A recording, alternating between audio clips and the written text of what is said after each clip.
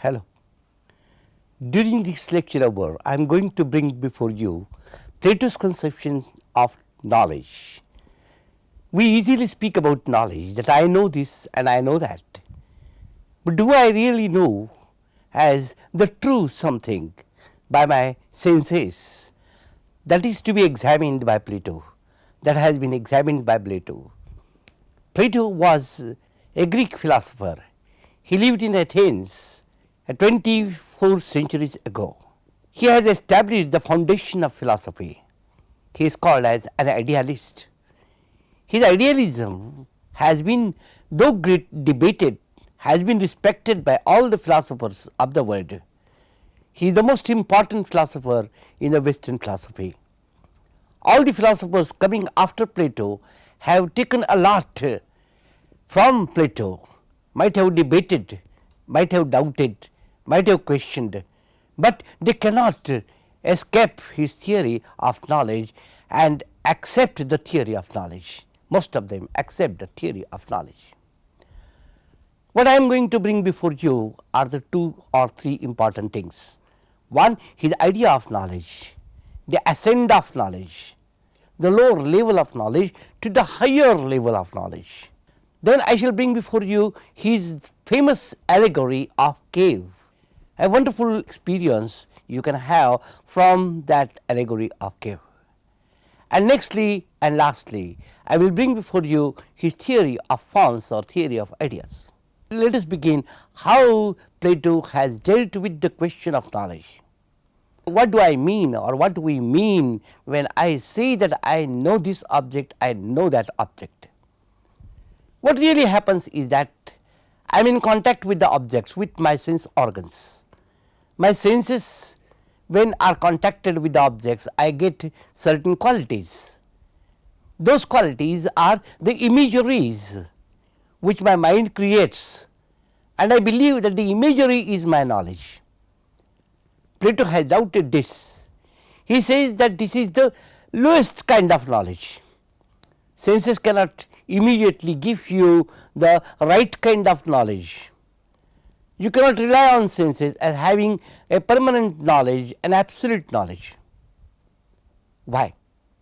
Because what one is looking at is the world which is a temporary world, and that world is a changing world. The world is in flux, and when the world is in the flux, the world of objects are not permanent. When they are temporary and they are changing, how can the unchangeable knowledge is possible? If something is to be defined as knowledge, it should be the unchangeable one, universal one, and by just sensing you cannot have an universal knowledge. Our knowledge which we gain through our senses is just in the form of images and in the form of beliefs. Images and beliefs are the lowest kind of knowledge in the ascending order of the knowledge. The highest kind of knowledge is the knowledge of the intelligible world, whereas the lowest kind of knowledge is the knowledge of the objects in the world. I have number of beliefs regarding what the things are, but belief is not a knowledge, belief is a belief. I have many imaginations about a particular object, but all those imaginations cannot be called as the real knowledge, the permanent knowledge, because that goes on changing. One's knowledge which is derived through senses is just like a reflection in the mirror. I see myself in the mirror, but that image in the mirror is not me, it is a falsification, it is a knowledge which is superficial knowledge. So, I have to attain for a higher kind of knowledge. Who can attain the higher kind of knowledge? And what is the higher kind of knowledge at all? What is the example? Plato says the knowledge in mathematics, the knowledge in geometry, and the knowledge in natural sciences is the highest kind of knowledge, because the scientists, logicians, mathematicians, they try to define the substances, they try to define the concepts, and make it available to the intelligible world, to the reason. It is only human reason, intellect, REASON, R capital, intelligence, I capital. Reason or intelligence is the important tool of getting intelligible knowledge. So, at the highest level then is the knowledge derived from the reason or the intellect. All the scientists try to give some definitions, otherwise the sensory knowledge cannot yield the definitions. It is just a momentary knowledge, a knowledge of the flux. For example, in geometry there is a triangle. No one is talking about this triangle or that triangle, but the definition of a triangle. What is a triangle? Triangle is a figure constituted by 3 straight lines, and the sum total of the internal angles is 180 degree, and this is the universal truth. In practice, for example, there is an object which is a triangular object and it has a certain material. Suppose for example, it is that triangle is made up of silver or gold or anything, but that is not important in defining triangle. Triangle is just a form, circle is just a form, square is just a form, numbers are just forms. When I say 2, 10, 20, 100, what are those? Those are not objects, those are just forms. So, in mathematics, in geometry, in sciences, we can yield the knowledge which is in the form of definition, and it is the highest kind of knowledge. So, reason obtains the knowledge, and the most highest at the apex of the ladder of the ascending order is the knowledge of the immortal things, God as the immortal, the idea of justice as the immortal, the idea of good as the immortal, the constants of beauty for example. They are not further definable, they are ultimate something. And Plato says that if you want really the great knowledge, you have to go for the intellect, and intellect and reason alone can yield the final and ultimate knowledge.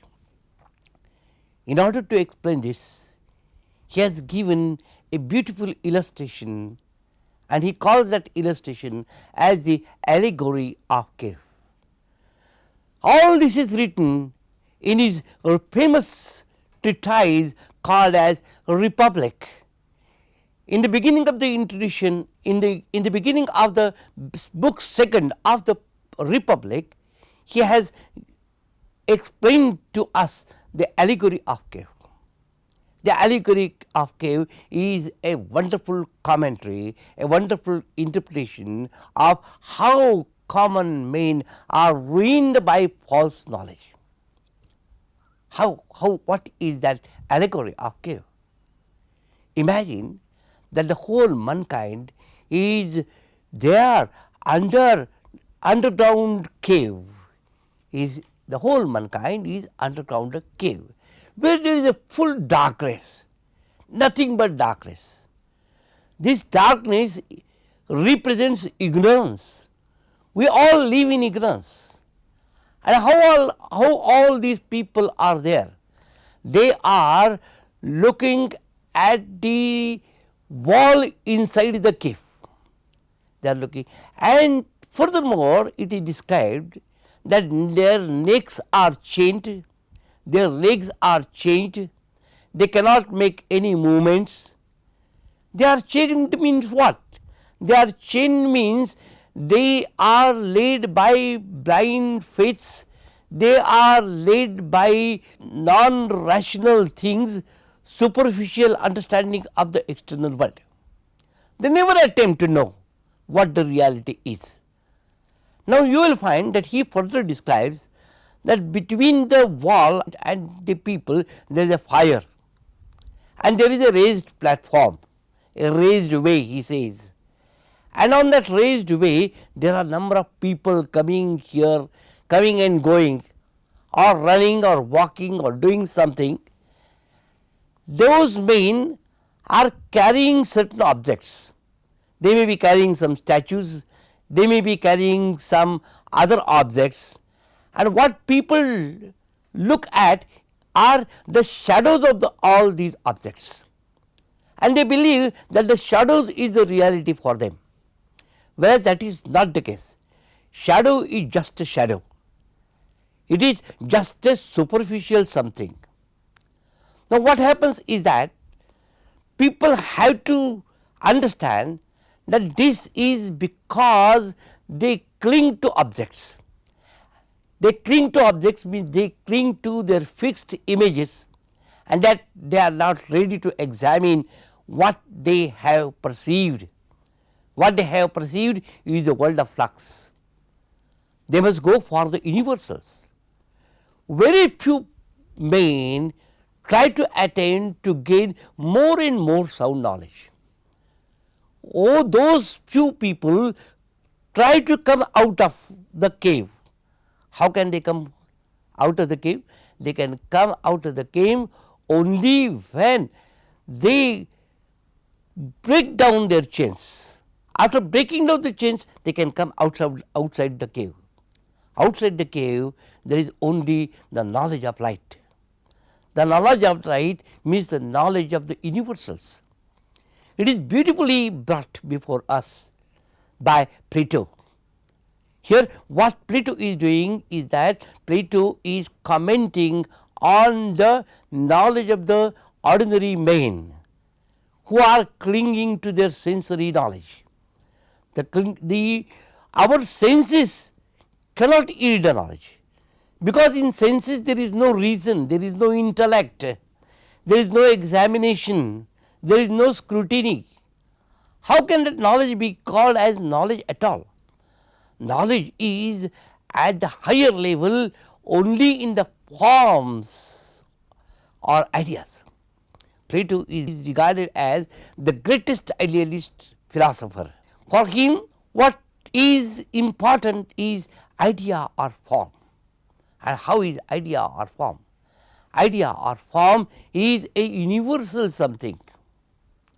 You will find that Plato is describing that there are two worlds. One is the world of ideas and the other is the world of objects. I mean living in the world of objects. I am here in this building, the building is an object, the table is an object, the glass of water is an object, and I am always concerned with the objective world. And when I am concerned with the objective world, I do not yield the proper knowledge, the knowledge which is absolute or permanent, because this world is all the time moving, changing, and it is all impermanent. But I am under the impression that I am having a final knowledge. It is not the case. What I am having is the knowledge of imitations. This table is the imitation of the form table. I am an imitation of the idea of man. This particular flower is the imitation of the idea of flower, the form of flower. What is ultimate? Ultimate is the form idea. How are the ideas? Ideas are not concrete things. The concrete things are the objective things. The objects are here and there, innumerable objects are there. Even in one kind you will find that there are several objects, and none of them is similar to other unless and until there is a little essence which is common. This glass and that glass and that glass, there is a glassness, but I do not apprehend the glassness as such, but a particular glass and a particular glass and a particular glass number 3 and so on.